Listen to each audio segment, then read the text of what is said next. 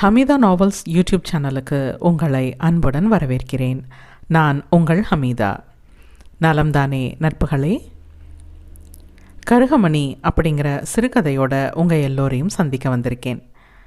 இணையத்தில் இந்த சிறுகதையை வாசித்த பலரும் இப்போவும் இந்த கதையோட கரு பற்றியும் அதோட கனம் பற்றியும் என்கிட்ட தங்களோட கருத்துக்களை பகிர்ந்துக்கிட்டே தான் இருக்காங்க. கதையை கேட்டுட்டு இந்த கதை உங்கள் மனசில் ஏற்படுத்தின தாக்கங்களை கமெண்ட் செக்ஷனில் பதிவு பண்ணுங்கள்.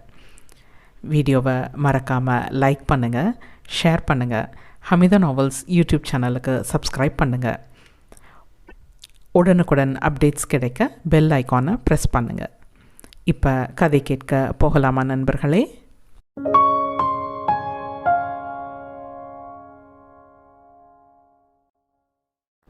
அடுக்களையில் இஃப்தார் நேரத்துக்கான தயாரிப்புகளில் ஈடுபட்டிருந்தாள் ஜைத்தூன் பீவி. பெரிதாக ஒன்றுமில்லை, ஒரு எலுமிச்சையை நறுக்கி நன்னாரி சேர்த்து செய்யும் சர்பத். இது ஒன்றுதான் அவள் மாலை நேரங்களில் தயாரிப்பது. தம்பி அகமது 4:30 மணி வாக்கில் அருகில் இருக்கும் பள்ளிவாசலிலிருந்து நோன்பு கஞ்சியும் கூடவே சமோசா அல்லது பருப்பு வடை என்று கொண்டு வந்து கொடுத்து செல்வது வழக்கம். இரு சகோதரிகள் வெவ்வேறு ஊர்களில் மனமுடித்து கொடுக்கப்பட்டிருக்க அடுத்த தெருவிலேயே அம்மாவும் தம்பியும் குடியிருப்பது அவளுக்கு மிக உதவியாகவும் மனதுக்கு ஆறுதலாகவும் இருந்தது. ஜைத்தூனின் இரு பெண் மக்கள் 5ஆம் வகுப்பு பயிலும் ஆயிஷாவுக்கும் 4ஆம் வகுப்பு பயிலும் ஆமினாவுக்கும் இடையே 30 நாள் நோன்பையும் எவர் தவறாது கடைபிடிப்பதென்று கடுமையான போட்டி. பள்ளி விட்டு வந்ததும் சுத்தமாக கை கால் முகம் கழுவி எண்ணெய் வைத்து இரட்டை ஜடையிட்டு வெயிலுக்கு இதமாக சல்வார் கமீஸும் தலைச்சீலைக்கென ஓட்னியும் அணிந்து துரு துருவென்று வளைய வந்த மகள்களை பெருமை பொங்க பார்த்திருந்தாள் ஜைத்தூன். யா அல்லா, இந்த பிள்ளைங்களை நல்லபடியாக படிக்க வச்சு சொந்த காலில் நிற்க வச்சிடணும், நல்லபடியாக கட்டி கொடுக்கணும். நின்றால் நடந்தால் நிமிர்ந்தால் அவளுக்குள் சதா இதே பிரார்த்தனை தான் ஓடிக்கொண்டிருக்கும். நான் 4ஆப்லேயே 30 நோம்பும் பிடிக்கேன், நீ பாரு 5ஆப்பில் தான் 30 நோம்பும் பிடிக்க. இளையவள் ஆமினா மூத்தவளை அவ்வப்போது சீண்டிக் கொண்டிருந்தாள். போடி, போன வருஷம் எனக்கு காய்ச்ச வந்து 4 நோம்பு பிடிக்க முடியாமல் போச்சு, இல்லைன்னா நானும் 4ஆப்லேயே எல்லா நோம்பும் பிடிச்சிருப்பேன். கண்கள் கலங்க கலங்க சொல்லிவிட்டு தாயின் அருகில் ஓடிச் சென்று அவளது சேலை மடிப்புக்குள் தஞ்சம் புகுந்தாள் ஆயிஷா. ஆயிஷா அப்படித்தான். இம்மெனுமுன் கண்களில் கண்ணீர் கட்டி கொள்ளும் அவளுக்கு. சும்மா இப்படி தொட்டதுக்கெல்லாம் பொசுக்கு பொசுக்குன்னு கண்ணில் தண்ணி வைக்கக்கூடாதுன்னு சொல்லியிருக்கேன்ல தங்கம். தங்கச்சி பேசுனா நீயும் பதிலுக்கு பதில் பேசு, சண்டை புடி, அழுது என்னத்துக்காக போகுது? கொஞ்சலும் அல்லாத கண்டிப்பும் அல்லாத இரண்டுக்கும் இடைப்பட்ட குரலில் அறிவுறுத்தினாள் ஜைத்தூன். அம்மா, இன்னைக்கு வெள்ளிக்கிழமை, அத்தா ஃபோன் பண்ணுவாங்க. நோன்பு திறந்ததும் லேட் பண்ணாமல் மோமுதா ஆண்டி வீட்டுக்கு போயிடலாம். போன வாரமே லேட்டாக போனதுக்கு அத்தா உங்களை நல்லா வஞ்சு போட்டாங்க, நினைவுபடுத்தினாள் ஆமினா. ஆமாம், அந்த மனுஷன் என்னத்துக்கு தான் என்னை வையலை. இங்கே சம்பாத்தியம் இல்லைன்னு துபாய்க்கு பிடிச்சி தாட்டி விட்டதில் அதுக்கு என் மேலே கோலை காண்டு. 2 பொம்பளை பிள்ளைங்களா போச்சுன்னு அதுங்க எதை பண்ணினாலும் பேசினாலும் சிடு சிடுன்னு எரிஞ்சு விழும். தன் போக்கில் வாய் விட்டு புலம்பிக் கொண்டாள் ஜைத்தூன். தாயின் புலம்பல் ஆயிஷாவுக்கு தெளிவாக கேட்டது. அவளுக்கு அத்தா என்றாலே அவருடைய முறைப்பான பார்வையும் பேச்சும் மட்டுமே நினைவுக்கு வரும். துபாயிலிருந்து அத்தா வருகிறார் என்றாலே அவளுக்கு காய்ச்சல் வந்துவிடும். மருந்து மாத்திரை என்று பாடாய்ப்பட்டு பிறகு மசூதிக்கு சென்று மோதினாரிடம் ஓதி ஊதி கொண்டு வந்த பிறகே ஒரு நிலைக்கு வருவாள். சிக்கந்தர் பார்ப்பதற்கே ஓங்கு தாங்காக கொஞ்சம் முரட்டுத்தனமாகவே இருப்பான். பொழுது விடிந்து பொழுது போனால் மனைவியையும் பிள்ளைகளையும் ஆட்டி வைக்க காரணத்தை தேடி கண்டுபிடிக்கும் ரகம். அவன் வீட்டில் இருந்தால் அனைவரும் சதா மிரட்சியுடனே வலம் வருவர். ஆமினா மட்டுமே கொஞ்சம் துடுக்காக அவனிடம் பயம் கொள்ளாது வாயாடுவாள். அவ்வப்போது அதற்காக அவனிடம் வாங்கியும் கட்டிக்கொள்வாள். ஆனாலும் அதற்காக தன் இயல்பை அவள் மாற்றிக்கொண்டதில்லை. அத்தா தான் கோபக்காரருன்னு தெரியுமில்ல, அப்புறமும் ஏண்டி இப்படி வாயை கொடுத்து வாங்கி கட்டுற? வரி வரியாக சிவந்து கிடந்த மகளின் முதுகில் தேங்காய் எண்ணெயை தேய்த்தபடி மருகி போவாள் ஜைத்தூன். வாசலில் இருசக்கர வாகனத்தின் ஹாரன் சத்தம் கேட்க, ஹை மாமா வந்தாச்சு என்றபடி இரு பிள்ளைகளும் வாயிலை நோக்கி ஓடினர். அது சாதாரண ஓட்டு வீடுகள் அமைந்திருந்த பகுதி. காலுக்கடியில் ஓடும் சாக்கடையின் மீது அடுக்கப்பட்ட சுண்ணாம்பு பூசிய வாயிற்படியும் உளுத்து போன நீலவண்ண நிலைக்கதவும் மிகச்சிறிய முன்னறையும் சமையலறையும் அவர்களின் பொருளாதார நிலையை சொல்லாமல் சொல்லின. அப்பா, மாமா வீட்டுக்குள்ளே வந்ததும் கும்முன்னு கஞ்சி வாசனையும் வடை வாசனையும் கூடவே வருதில்லம்மா. சொன்னபடியே கஞ்சி நிறைந்த தூக்குவாளியும் செய்தித்தாளில் சுற்றப்பட்டு எண்ணெய் ஏறி கிடந்த வடை பொட்டலமும் அடங்கிய கட்டை பையை மாமனிடமிருந்து வாங்கி கொண்டாள் ஆமினா. ஏய், பார்த்து பார்த்து, கஞ்சி கொதிக்க கொதிக்க இருக்கு, வாளி நிறைச்சி ஊற்றி போட்டார் அந்த பாய். நீ வாங்கிட்டு போய் உள்ளே வைக்கா, புள்ள கையில் கல்ல கொட்டிக்க போகுது. பேசியபடியே உள்ளே வந்தான் அகமது. இந்தாக்கா, இன்னைக்கு தான் ரெடியாச்சு என்றபடியே சட்டை பையிலிருந்து ஒரு சிறிய பொட்டலத்தை எடுத்து அக்காவிடம் கொடுத்தான். நானே கேட்கணும்னு இருந்தேன். அந்த மனுஷன் வெளிநாட்டில் இருக்கும்போது இது வேற அந்து போய் செதறி கீழே விழுந்துடுச்சு. மனசே பதப்பதச்சு போச்சு போ. 4 நாளாக நான் கண்ணாடியில் முகத்தை கூட பார்க்கல. வெறுங்கழுத்தாக இருக்கோமேனு மனசெல்லாம் ஒரே சங்கடம்.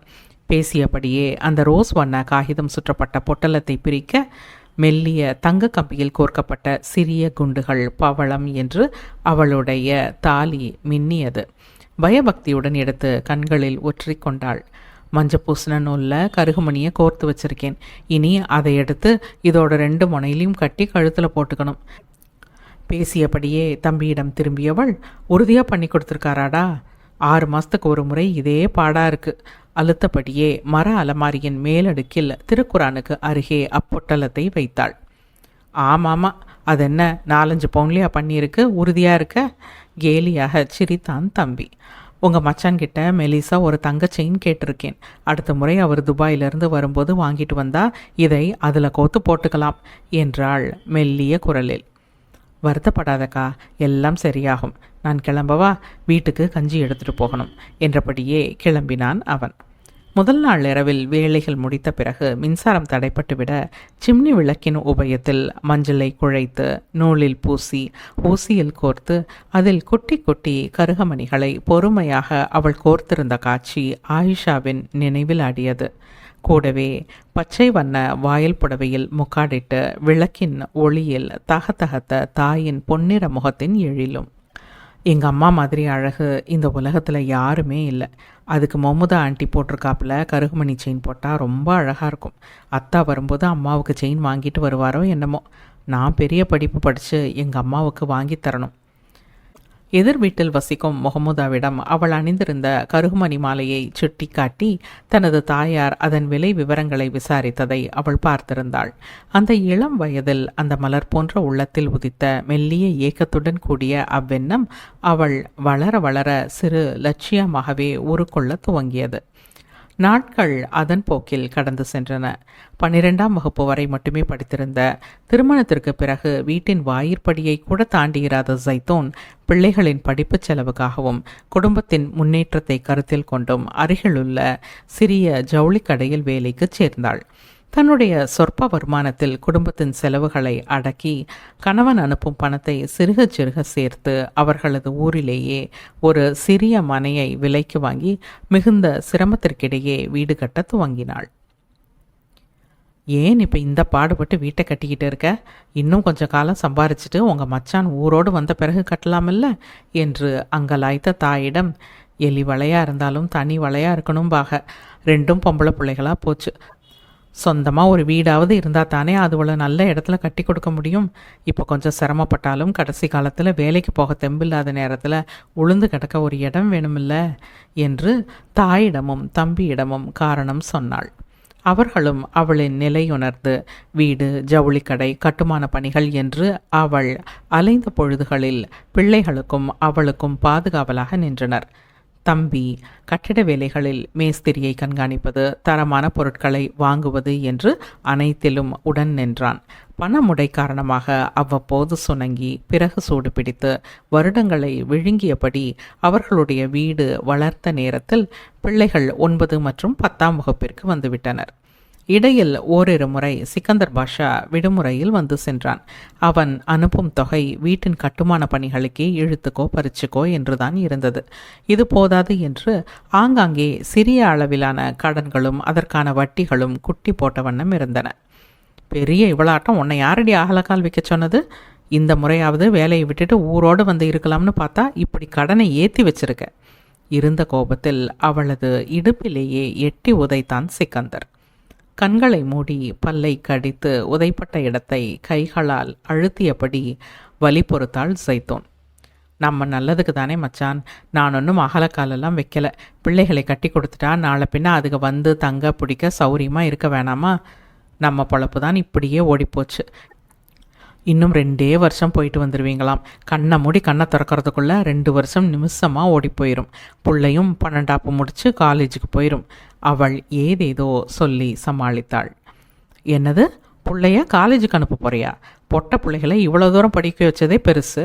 எப்படியோ சொந்த பந்தத்தில் ஒரு பையனை பார்த்து கட்டி கொடுத்துட்டா கடமை முடிஞ்சுது. இப்படியோ ஒம்போக்கில் விட்டா என் ரத்தம் சுண்டி போகிற வரைக்கும் துபாயில் நான் தான் வெந்து சாகணும் கத்தினான் சிக்கந்தர். அவனுக்கு அவன் கவலை. அன்று அவனை பார்க்க அவனுடைய சகோதரிகள் இருவரும் வந்திருந்தனர். அவர்களும் அவனுக்கு தூபம் போட்டனர். இஸ்மாயில் காய்கறி வியாபாரம் பார்க்கான். அவனுக்கு நம்ம ஆயிஷாவை கேட்கலாம்னு மச்சான் விருப்பப்படுறாங்க. அவர்களுடைய பேச்சில் தன்னுடைய பெயர் அடிபட்டதில் ஆயிஷா மிரண்டு போனவளாக தாயின் முகத்தை ஏறிட்டாள். பயப்படாதே, அம்மா இருக்கேன், கண்களால் தைரியம் சொன்னாள் ஜைத்தூன். 2 பேரும் நன்னிமா வீட்டுக்கு போய் படிங்க, நாளைக்கே பரீட்சை இருக்குல்ல. கணவன் இங்கிருக்கும் நாட்களில் அதுவே வழக்கமாக இருந்தது.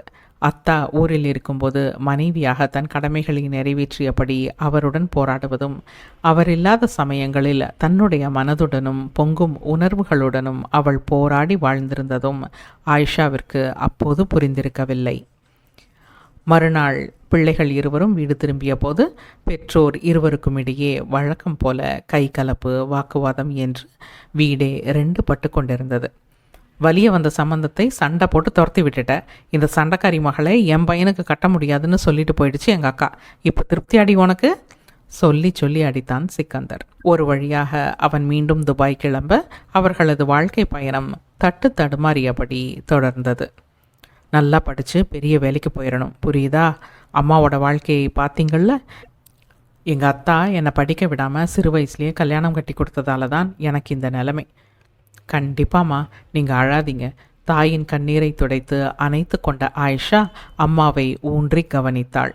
சைத்தூன் அப்போது 40 வயதை தொட்டிருந்தாள். சருமத்தின் பளபளப்பு குறைந்து உச்சியிலும் காதோரத்திலும் நரையோடு துவங்கியிருந்தது. உள்ளங்கழுத்தை ஒட்டி அணிந்திருந்த கருகுமணி சருத்தில் முன்பிருந்த தங்க குண்டுகள் கூட இப்போது இல்லை. ஆனாலும் அம்மா பேரழகியாகவே அவளது கண்களுக்கு தெரிந்தாள். அடுத்த 2 ஆண்டுகளில் 12ஆம் வகுப்பை முடித்து உதவித்தொகையின் உபயத்தில் பொறியியல் கல்லூரியில் அடியெடுத்து வைத்தாள் ஆயிஷா. அப்போது அவர்கள் ஜைத்தூன் மிகச் சிரமப்பட்டு உருவாக்கிய அவர்களுடைய சொந்த வீட்டின் மாடியில் சாதாரணமாக சுவர் எழுப்பி ஷீட் போடப்பட்ட இடத்தில் குடியேறி இருந்தனர். என்னம்மா, இவ்வளவு கஷ்டப்பட்டு வீடு கட்டிட்டு நாம குடியிருக்காம இப்படி ஷீட் போட்ட வீட்டில் இருக்கோம். பிள்ளைகள் இருவருமே ஆதங்கப்பட்டனர். என்ன செய்கிறது தங்கங்களா, கீழ் வீட்டை லீஸுக்கு விட்டு தான் இந்த ஷீட் போட்ட வீட்டை சுருக்கமாக கட்டியிருக்கேன். மிஞ்சின பணத்தில் கடனை அடைச்சாச்சு. அடுத்த 2 வருஷத்தில் அத்தா வாரதுக்குள்ளே லீஸ் பணத்தை சேமிச்சிடலாம். எங்கள் காலத்துக்கு பிறகு இந்த வீட்டை நீங்கள் 2 பேரும் தான் கட்டி காப்பாற்றணும். அம்மா அத்தா இந்த வீட்டை உருவாக்க எத்தனை சிரமப்பட்டோம்னு 2 பேரும் பக்கத்தில் இருந்து பார்த்துருக்கீங்க. உங்களுக்கு நான் இதை சொல்ல வேண்டியதே இல்லை. சொன்னபடி சேலை தலைப்பால் முகத்தை அழுந்த துடைத்து கொண்டாள் ஜைத்தூன். சொந்த வீடென்பது சாமானியர்களின் கனவல்லவா? அது அத்தனை எளிதில் கைகூடி விடுமா என்ன? அதற்காக அவள் எத்தனை சிரமங்களையும் சகித்து கொள்ள தயாராகவே இருந்தாள். அம்மா, சின்ன வயசில் நீங்கள் எவ்வளவு அழகாக இருப்பீங்க. உழைச்சி இப்போ கண்ணெல்லாம் இடுங்கி முகமெல்லாம் சோர்ந்து தெரியுறீங்க. இனியாவது நல்லா சாப்பிட்டு சந்தோஷமாக இருங்க என்றாள் ஆயிஷா அக்கறை தோய்ந்த குரலில். அப்படியா சொல்கிற? சுவற்றில் மாட்டியிருந்த கண்ணாடியின் முன் ஒரு கணம் தாமதித்தாள் ஜைத்தூன். அவளது இடுங்கிய விழிகள் தன் போக்கில் தனது உள்ளங்கழுத்தில் நிலைத்தன. இத்தனை வருஷத்தில் இதுக்கு ஒரு விமோச்சனம் கிடைக்கல பாத்தியா? அவளது உதடுகள் தாண்டி அவ்வார்த்தைகள் வெளிவரவில்லை. மாறாக கண்ணாடியில் தனக்கு பின்னால் தெரிந்த மகளை பார்வையால் தாங்கிய அவளது இடுங்கிய விழிகள் ஆற்றாமையாக அவ்வுணர்வை மிச்ச மிகுதியின்றி வழியவிட்டன. ஒரே கணம்தான். மெல்லிய பெருமூச்சுடன் அவ்வுணர்வை உதறி தள்ளினாள். எப்படியோ என் பிள்ளைங்களுக்கு சொத்து உருவாக்கியாச்சு என்ற எண்ணத்தில் தன்னை மீட்டு கொண்டாள். அடுத்த 2 ஆண்டுகளில் லீஸ் பணத்தை திருப்பி அவர்கள் கீழ் வீட்டில் குடியேறினர். அதுவரையில் வசித்து வந்த ஷீட் போட்ட வீட்டை வாடகைக்கு விட்டனர். சிக்கந்தர் உழைத்தது போதும் என்ற எண்ணத்தில் ஊரோடு வந்து சேர்ந்தான். அப்போதும் அவன் ஆஜானுபாகுவான தோற்றத்தில் நன்றாகவே இருந்தான்.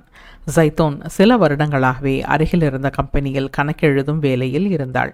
சிக்கந்தரின் செட்டில்மெண்ட் தொகையும் கணிசமாக வந்திருக்க அதை வைப்பு தொகையாக வங்கியில் டெபாசிட் செய்துவிட்டு அவன் வீட்டோடு ராஜ வாழ்க்கை வாழத் துவங்கினான். பிள்ளைங்க 2 பேரையும் படிக்க வச்சு புட்டா, வீடு வாசல்னு வசதியும் வந்துட்டு, ஒத்த பொம்பளையா நின்று சாதிச்சு புட்டா பாரு. ஊரும் உறவும் பெருமையாகவும் பொறாமையாகவும் பேசின. ஆயிஷா நல்ல வேளையில் அமர்ந்தாள். வயதுக்குரிய வகையில் காதலில் விழுந்தாள். இளம் வயது முதலே பலதையும் பார்த்து வளர்ந்த பக்குவப்பட்ட பெண் என்பதால் அவளது தேர்வான அமீரும் மிகச்சிறந்த தன்மைகள் கொண்டவனாகவே இருந்தான்.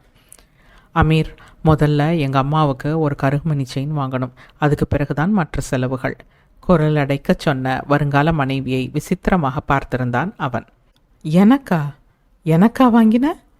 காலம் போன கடைசியில் எனக்கு எதுக்குமா இதெல்லாம்? 1.5 சவரனில் 2 சுற்றாக முகப்பில் சிறு டாலருடன் உளிர்ந்து அழகுற அசைந்தாடிய கருகுமணி சரத்தை தனது நடுங்கிய உள்ளங்கையில் வைத்து அதிசயமாக பார்த்தாள் ஜைத்தோன். போதும்மா, இந்த நூலில் கோர்த்த கருகுமணியை எடுத்துட்டு இதை போட்டுக்கோங்க, அன்பு பொங்க சொன்னாள் ஆயிஷா. முதல்ல 2 ரக்காத்து சுக்ரியா நஃபில் தொழுது அல்லாவுக்கு நன்றி செலுத்தணும் என்றவள் படபடவென்று ஒலி செய்து விட்டு வந்து இறைவனுக்கு நன்றி செலுத்தினாள். அத்தாவை கூப்பிட்டு போட்டுவிட சொல்லலாம். கணவனை அழைத்து நகையை காண்பித்தாள். அல்லாவோட கருணையே கருணை, பூரித்து போன குரலில் சொன்னாள். எப்படியோ உனக்கு கருகுமணி செயின் கிடச்சிருச்சு. அவனும் கேலி பேசியபடி அவளது கழுத்தில் அணிவித்தான். இப்படியும் அப்படியுமாக திரும்பி திரும்பி கண்ணாடியில் பார்த்து கொண்டாள் ஜைத்தோன். என் வாழ்க்கையில் இது நடக்கும்னு நான் கனவுல கூட நினைக்கலடி தங்கம். குரல் தழுதழுக்க சொல்லி அதனை சாத்தியமாக்கிய மகளை உச்சி முகர்ந்தாள். பார்த்து பார்த்து கட்டிய வீட்டில் சற்று நிம்மதியாக ஜைத்தோன் வாழ துவங்கி சொற்ப காலமே ஆகியிருந்த சமயம் அது. அது கொரோனா காலகட்டமாக இருந்ததால் ஆயிஷா அமீர் திருமணம் சற்று தடைப்பட்டிருந்தது. ஆமினாவுக்கும் படித்து முடித்தவுடன் சென்னையில் வேலை கிடைத்துவிட அவளுமே தமக்கையுடன் ஒன்றாகவே விடுதியில் தங்கியிருந்தாள். என்னது, அம்மாவுக்கு ஸ்ட்ரோக்கா? ஹாஸ்பிட்டல் அட்மிட் பண்ணியிருக்கீங்களா? அலைபேசி தகவலில் நிலை குலைந்தவர்களாக கிளம்பினர் அவ்விருவரும். ஸ்ட்ரோக் வந்ததும் உடனடியாக மருத்துவமனையில் அனுமதிக்கவில்லை. மூளையில் இரத்த கசிவு, மூளைச்சாவு, ஏதேதோ காரணங்கள். 50 கூட எட்டி பிடிக்காத வயதில் மரணத்தை அணைத்து கொண்டாள் ஜைத்தோன். நடந்ததை நம்ப மாட்டாமல் திகைத்து போயினர் ஆயிஷாவும் ஆமினாவும். காலமும் நேரமும் யாருக்காகவும் எதற்காகவும் நிற்பதில்லை. 3ஆம் நாள் ஜியாரத் ஃபாத்தியா முடிந்தது. அவனுக்கு என்ன குறைச்சல்? 60 வயசுன்னு சொன்னால் ஊர் உலகம் என்ன, நானே நம்ப மாட்டேன். அவள் இருந்தவரை நம்ம யாரையும் பக்கத்தில் அண்டவே விடலை. இனியாவது நமக்கு தகுந்த மாதிரி நல்ல பொண்ணு கட்டி என் தம்பி நிம்மதியாக வாழணும். இது ஒன்றும் ஊரில் உலகத்தில் நடக்காத விஷயம் இல்லையே, இஸ்லாத்தில் அனுமதிக்கப்பட்டது தானே. காதில் விழுந்த வார்த்தைகளை கேட்டு ஸ்தம்பித்து போயினர் சகோதரிகள் இருவரும். 10ஆம் நாள் ஃபாத்திகா முடிந்ததும் இருவரும் பணியில் சேர வேண்டிய கட்டாயம். சென்னைக்கு திரும்பியே ஆக வேண்டிய சூழல். மனதை திடப்படுத்தி கொண்டு சென்னைக்கு திரும்பினர். தாயை இழந்த வேதனையில் தவித்து மருகினாலும் பணியையும் கவனிக்க வேண்டியிருந்தது. தாயில்லா பிள்ளைகள் எனும் பதத்தின் வீரியம் சற்றும் கருணையின்றி மூர்க்கமாய் அவர்கள் இருவரையும் தாக்கியது. நாட்கள் உருண்டோடி 40 ஃபாத்தியாவுக்கு ஊருக்கு வந்திருந்தனர். எத்தனை கஷ்டப்பட்டு கட்டின வீட்டில் வாழ கொடுத்து வைக்கலையே என்று சுற்றமும் நட்பும் வேதனைப்பட்டன. அந்த வீட்டில் எங்கு திரும்பினாலும் ஜைத்தோன் நிற்பது போலவே தோன்ற தாயின் நினைவில் நிலை குலைந்து போயினர் மகள்கள் இருவரும். உறங்க முடியாமல் தத்தளித்து கொண்டிருந்த நிலையில் சட்டென்று எழுந்தமர்ந்தாள் ஆயிஷா. ஆமினா தங்கையை தட்டி எழுப்பினாள். என்னக்கா? அம்மா மவுத்துக்கு பிறகு அவங்க போட்டிருந்த கருகுமணி செயினை நீ பாத்தியா? பரபரப்பாக கேட்டாள். இல்லையே, எனக்கு அந்த ஞாபகமெல்லாம் சுத்தமாக இல்லை. ஏங்கா கேட்குற? அவள் மெல்ல எழுந்து முன்னறைக்கு வந்தாள்.